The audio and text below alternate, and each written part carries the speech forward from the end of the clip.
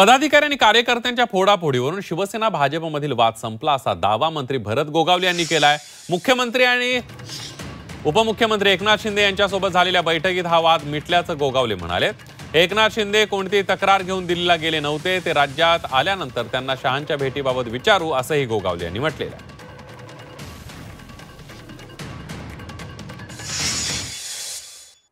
जे काय इतर काय कामासाठी साहेब गेलेले होते आणि त्याच्या अनुषंगाने काय चर्चा झाली असली तर कल्पना नाही, परंतु आम्ही साहेबांना विचारू की नक्की काय आहे ते।